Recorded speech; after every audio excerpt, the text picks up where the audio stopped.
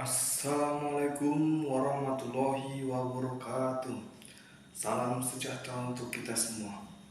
Pertama-tama, puji syukur kita panjatkan atas kehadiran Allah Subhanahu wa taala, atas berkat dan rahmatnya sehingga kita dapat diberikan kesehatan untuk melakukan aktivitas pada hari ini dan juga kemerdekaan hingga kita masih merasa aman, nyaman, dan bebas dalam melakukan aktivitas kita. Tepat pada tanggal 17 Agustus 2023, Indonesia memperingati Hari Kemerdekaan Bangsa Indonesia untuk yang ke-78. 78 tahun bukanlah usia yang muda.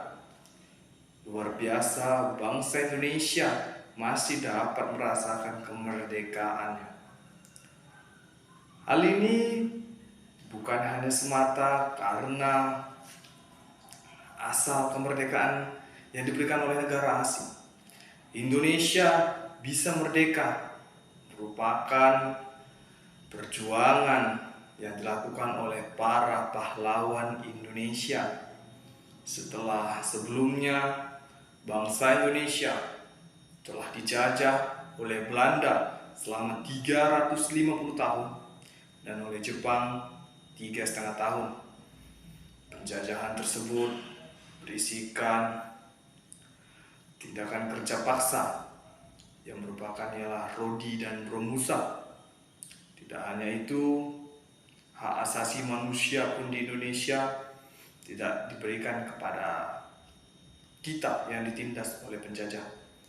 Tapi perlu kita sadari saudara-saudara sekalian, apakah perjuangan bangsa Indonesia, rakyat Indonesia telah habis sampai pada saat hari kemerdekaan 17 Agustus tahun 1945? Apakah telah usai setelah Indonesia menyatakan kemerdekaannya? Tentu itu yang harusnya kita pertanyakan kepada diri kita sendiri. Mengingat bangsa Indonesia yang sekarang sangatlah mudah terusik, tidak lagi saling toleransi, kebodohan merajalela, dan pengaruh globalisasi yang ada. Saudara-saudara sekalian, Indonesia terdiri dari keberagaman agama, Islam, Kristen, Buddha, Hindu. Keragaman-keragaman ini harusnya dapat disatupadukan mengingat kita merdeka tidak hanya karena satu agama. Ingatlah pesan dari Bapak Presiden pertama Indonesia, Bapak Insinyur Soekarno, yang mengatakan, kalau jadi orang Islam jangan jadi orang Arab, jadilah Islam Nusantara. Kalau jadi orang Hindu jangan jadi orang India, jadilah Hindu Nusantara. Kalau jadi orang Kristen jangan jadi orang Yahudi, tetapi jadilah Kristen Nusantara. Kalau jadi orang Buddha jangan jadi orang Cina, tapi jadilah Buddha Nusantara. Nusantara yang penuh akan budaya, kekayaan yang luar biasa, keragaman yang akhirnya bersatu dengan keunikan untuk menciptakan kemerdekaan. Pengaruh globalisasi juga sangat mempengaruhi dan menggoyahkan bangsa Indonesia dalam menikmati kemerdekaannya.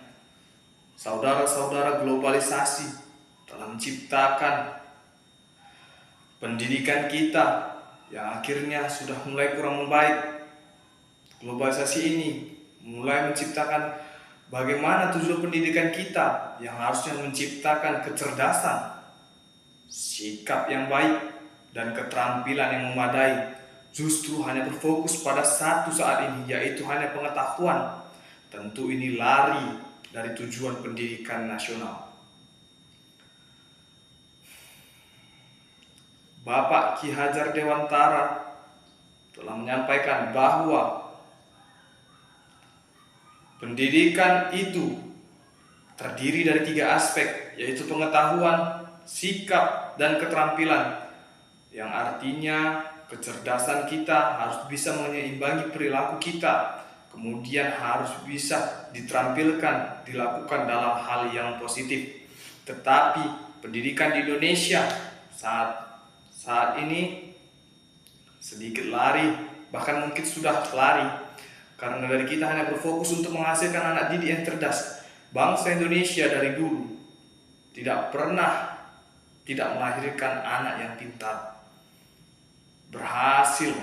Selalu berhasil menciptakan generasi-generasi yang pintar. Akan tetapi bangsa Indonesia selalu kekurangan orang-orang yang memiliki kecerdasan namun seimbang dengan kebijaksanaan.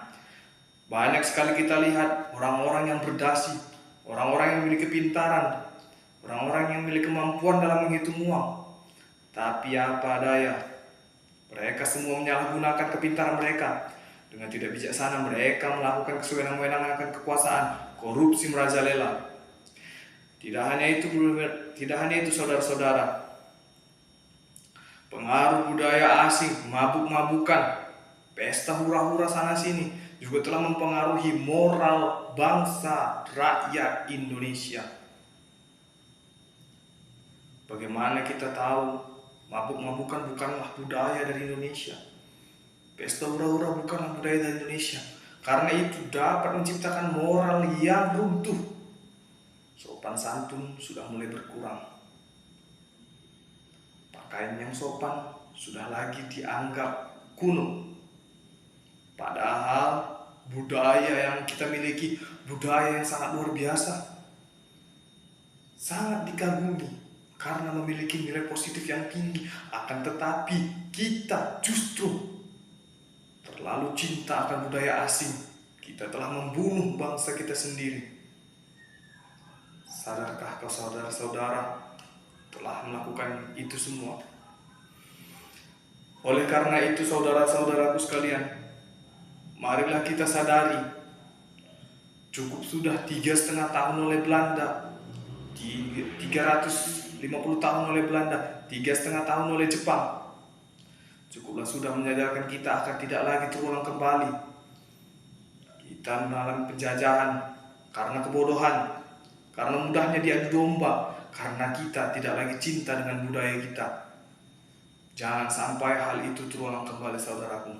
Sakit rasanya saat penjajahan itu ada. Apa yang kita miliki tidak dapat kita kelola.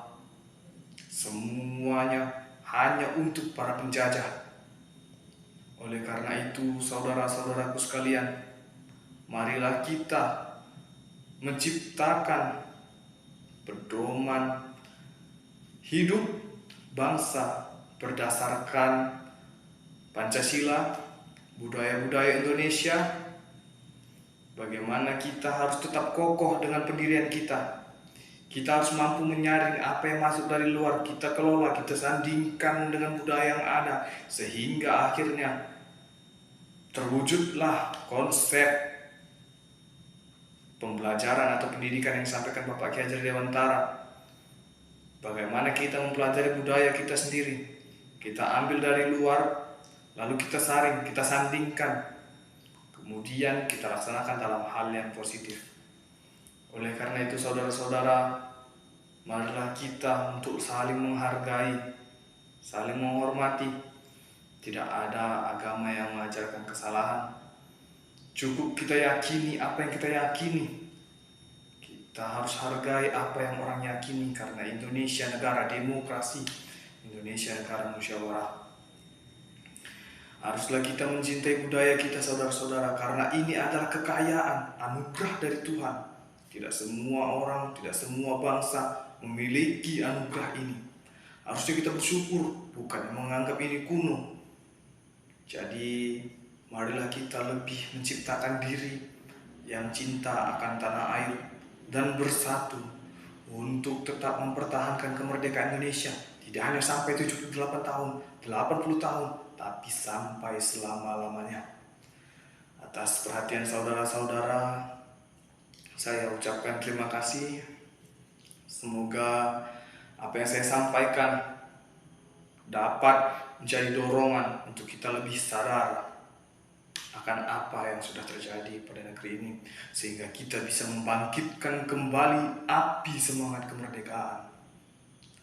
Dan itu, apabila ada kesalahan kata, saya mohon maaf. Kepada Allah saya mohon ampun. Assalamualaikum warahmatullahi wabarakatuh.